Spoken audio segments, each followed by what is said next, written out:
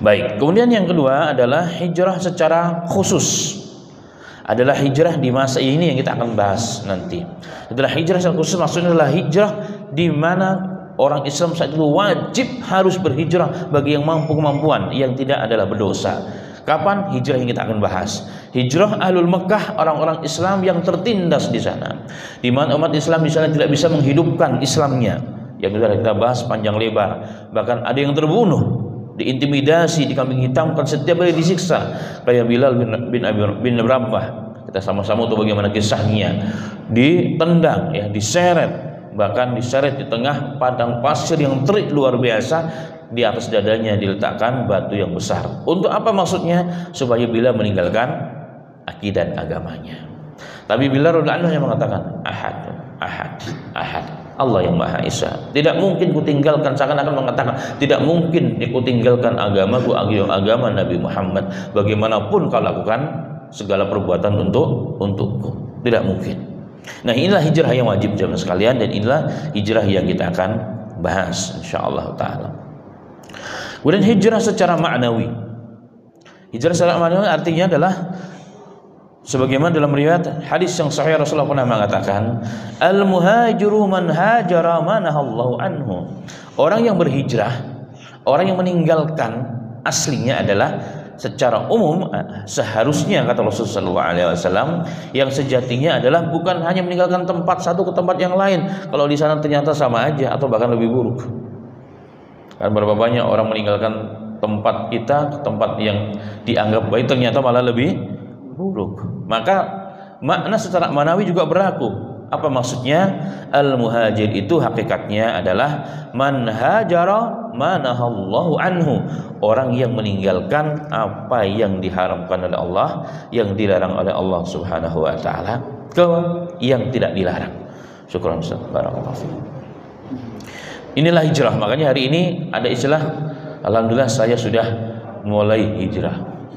Dari apa? Dari pekerjaan yang penuh dengan dosa dan maksiat dan kemungkaran kepada pekerjaan yang lebih baik, bahkan lebih mulia, bahkan sangat mulia. Meninggalkan kehidupan yang jahiliyah. Dia tidak meninggalkan tempat manapun, tetap di situ, tapi secara manawi dia telah berusaha meninggalkan kehidupan jahiliyah. Dia sudah mulai memilih teman, dia sudah memulai memilih hal-hal yang baik menjadi pola kehidupannya. Ini namanya hijrah muhajir. Maka hijrah ini harus, ya secara umum hijrah ini harus meninggalkan yang diharamkan oleh Allah, itu hukumnya wajib. Meninggalkan yang diharamkan Allah hukumnya wajib kepada yang diperintahkan atau yang sesuai dengan sunnahnya Rasul Sallallahu Alaihi Wasallam. Dan setiap kita punya kesempatan untuk berhijrah. Dan hijrah itu sesungguhnya bukan hanya dandanannya saja yang kelihatan ahli surga, seperti malaikat, seperti wali, ya kan? Bukan hanya lahiriahnya saja yang nampak Islamnya, tapi lebih daripada itu jemaah sekalian. Orang itu lebih terkesan daripada, ya semua lahir dan batin harus kita berbagi. Tetapi at-taqwa hahuna, takwa di sini. Lahiriah penting. Bukan lahiriah tidak penting juga, karena lahiriah itu adalah cerminan dari dalam. Pemahaman dia, ketakwaan dia ada dari dalam. Dalamnya baik, maka lahirnya juga baik. Tetapi tidak semua lahir yang baik, dalamnya juga baik. Tapi salah juga, saya nggak mau pakai jilbab, nggak mau. Ya, seorang diplomatik minta nasihat, saya nasihatin. Ibu kan muslimah, ibu kan orang dunia asli, dilahirkan sebagai orang Islam. Ibu pun sudah mulai berumur, kenapa nggak ditutup hijab, nggak berhijab? Malu Ustadz, kenapa malu? Saya belum bisa ngamalkan Islam, masa saya berhijab? Nanti takut Islamnya yang rusak. Saya bilang itu dua hal yang berbeda, Bu. Berpakaian hijab itu perintah, meninggalkan yang diharamkan itu perintah berikutnya. Maka ketika ibu pakai hijab itu sudah menjalankan satu perintah. Sedangkan sisanya ya kita berusaha, kita doa kepada Allah Ta'ala. Justru ketika kita pakaian lahiriahnya Islami, itu penolong bagi kita. Orang yang memang niatnya baik, ya, orang yang memang bukan mencari kesempatan untuk hanya jual agama, jual jenggot, jual judat hitam, jual pakaian, tidak. Maka ketika kita berpakaian Islam, minimal ada rasa malu. Masa saya begini kok lakukan kayak begini? Minimal kita akan menghindari tempat-tempat yang tidak baik. Nggak ikut nongkrong-nongkrong seperti anak-anak muda gangguin orang lewat. Nggak begitu pastinya. Inilah kekuatan yang Allah berikan. Maka ketaatan itu melahirkan ketaatan yang berikutnya. Itu kaidahnya.